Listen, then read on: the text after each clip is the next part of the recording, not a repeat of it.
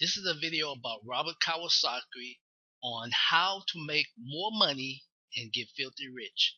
Basically, this video when I start the video, but before I start the video, I ask that you like, share, and comment below once you watch the video. Complete watch the video. You're on this channel because you're going through two things. You're watching YouTube or Facebook. There's two things you go through during the day if people are not familiar. If you're not familiar with it, it's either pain or pleasure. So you're searching for some type of system or some type of video that explains or something that enhances or builds up your what? Pleasure.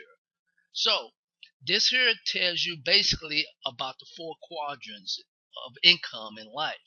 You have the E, SE, B, and I. Employment, self-employment, business, and investing. You want to start focusing on the right side. So watch the video. The video is about 10 minutes. You can stop and go, rewind as many times as you want. Once you finish watching that video, go to my link. I have more information about how you can make an additional $300 to $500, which is cash flow, which is Robert Kiyosaki explains that quadrant of income that you want. You want to start building on the B and I side where you'll start having assets. But the key thing is, ladies and gentlemen, when you go here and when you understand his concept is your assets is your email. There's a saying that they always say the niche is in the list, the following is in the list, the buyers are in the list. Your biggest asset is going to be here online and actually offline is building a list. Building a list of followers. Another example before I let you go and you watch this video is Kim Kardashian. You know the name. She made $14 million in one day. Think about that. From her what? Her list, her products. So that's just an example. So once again, watch the video. Get knowledge on the video. Like, share, and comment my page and the channel. The primary purpose of this channel, I'm going to have more videos on here. I'm going to have more guests on here. That's the example. So make sure you like this because this is about your personal development and how to make your portfolio, your financial portfolio, where you get those 2 or 3 checks a day coming in from different assets or different products or different partnerships you have online and offline. So once again, enjoy the video. It's going to explain the basics on how to get rich and wealthy, which is 2 different types of them. So once again, click that link below for more information. I'll show you how they make an additional $300 to $500 a day with a very small, affordable investment. Thanks for watching the video. So, again, the reason somebody thinks a house is an asset is because they lack financial intelligence or low financial IQ. They may have gone to Harvard or in whatever, but if you can't tell an asset from a hole in the ground, I don't know what the heck you can tell the difference of, you know? So, it's really quite simply the most important word, for those of you in business or finance, know the most important word is not income, expense, asset, liability. The most important word in the English language for the rich is a word called cash flow. You've got to know where the cash is flowing. So what a rich person is doing is controlling cash flow. So if money comes from an asset into your pocket, it's an asset. So very simply, when I was 9 years old, my rich dad said, assets put money in your pocket whether you work or not. Okay, repeat after me. Assets put money in your pocket whether you work or not. Okay? And very simply, liabilities take money from your pocket. Okay? So what does a liability do? It takes money from your pocket. Okay? So the way you know you have an asset or a liability is very simply this. If let's say you're married with 3 kids and all this stuff, and you stop working, the money coming in is money from an asset, and the money going out is money from a liability. So if you happen to have a little house sitting over here, and it's sucking cash out of your pocket every month, it's a liability. And that's what I was saying. And I got hammered for that in the press.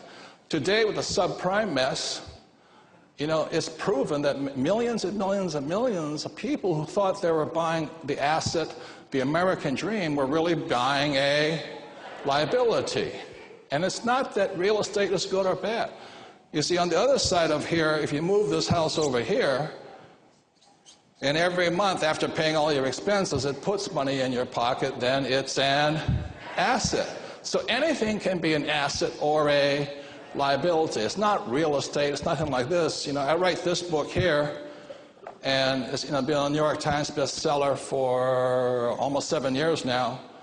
And every year it puts several $100,000 in my pocket, whether I work or not. That's an asset. So anything can be an asset, you know.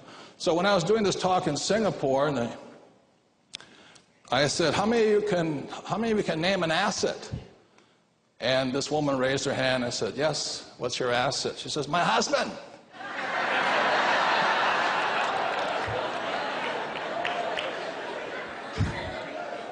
And I said, no, ma'am, I'm talking about an inanimate object. She says, well, he's inanimate.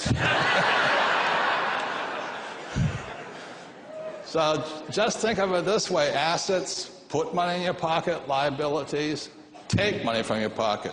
So this was the big difference between my poor dad and my rich dad. My poor dad was always telling me to get a high-paying job. Nothing wrong with it. You got it. People like jobs and all this. And my rich dad was very simply telling me, acquire assets. So when I left the Marine Corps in 1974, I had nothing, zero, no money. But I knew I had a plan. I knew what I was going to do. And the number one thing I was going to do was build my business. Second, I was going to buy real estate. And third, I was going to buy paper assets.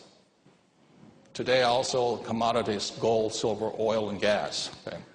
So all I work hard to do is build businesses, develop real estate, invest in stocks, bonds, and I have oil and gas, gold, and silver. That's what I work on. So what makes the rich rich is not the school they went to and all this. It's what quadrant, what do you work in? Do you work in this, or you work in here? Okay, so this is where financial IQ starts from, is I focus my time here. I don't care if I make any money. I really have very little interest in money. I want to acquire assets. And that's what my wife and I focus on. And then in 1997, I wrote Rich Dad, Poor Dad and explained what I was doing. And very simply, that's it. So the next thing here was this from my rich dad, was what is called a quadrant. And I think it's the most important book for people wanting to make changes.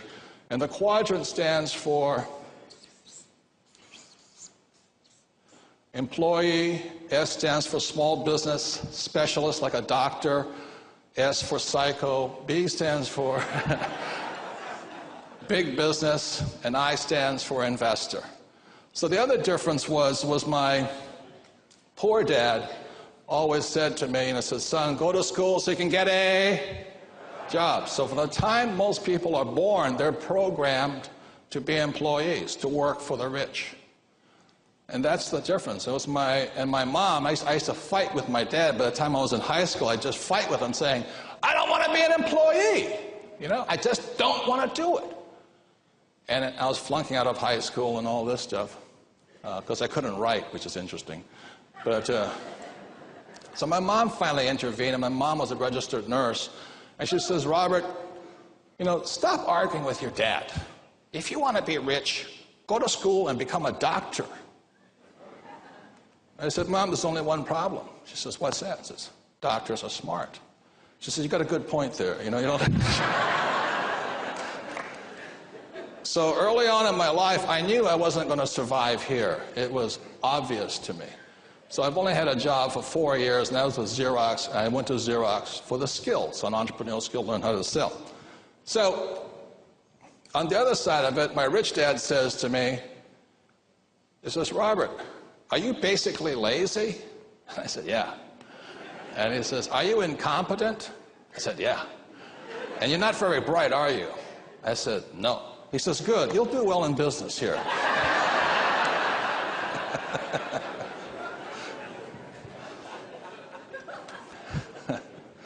So if you look at this side, my primary focus is to start businesses. I I have a gold mining company in China, a silver mining company in Paraguay. I have a lot of real estate companies, oil and gas companies. I just start businesses. I like them. Once they're up and running, the cash flows in, I go do something else. So basically that has been my philosophy since 1974. And that's where I run. Now, on my book on financial IQ, it talks about this a lot here and this. And financial IQ is this, very simply. It is what you do to solve your problems. It's how smart are you at solving your problems. So I often meet people come up to me and say, I got $10,000, I don't know what to do with it. I say, well, how long have you been a moron? You know, and I said, the first thing I would do if I were you, I wouldn't tell anybody you don't know what to do with your money. Because if you start announcing to the world you don't know what to do with your money, there's a lot of people that will tell you what to do with your money and it's to put it into their pockets. So the problem here is this. So financial IQ is just simply how you handle your financial problems. Now you look at it this way, for many people, when they have financial problems, they get a second job. That's an employee's mentality. I don't get a second job, I start a second business. There's a difference in the mindset of how a person handles a problem, okay? There's a reason for that. Another financial IQ is this. How do you protect your money? The biggest predator in the world is the U.S. government. They will take your money. The problem with making money in this quadrant here and this quadrant here is that these are the most highly taxed quadrants. Now, I'm not against paying taxes. I'm just not want to let them go without a fight somewhere along the line. So the problem with these guys here is they're taxed to at least about 50%. And over here, these are the doctors, lawyers, and accountants. They're taxed horribly. It's just terrible. The laws are horrible for these guys. Over here, I can pay 0% and 0%. The most important thing you can tell your friends is get off your butt and start your own business, even if it's at home. Even if it's on your dining room table. Kim and I, my wife, started Rich Dad, Poor Dad on our kitchen table and at a pizza parlor. We had a great time. Yeah. But once you understand business, the moment you shift from here to here, the tax laws swing in your favor. The moment you tell a kid, go to school and get a job,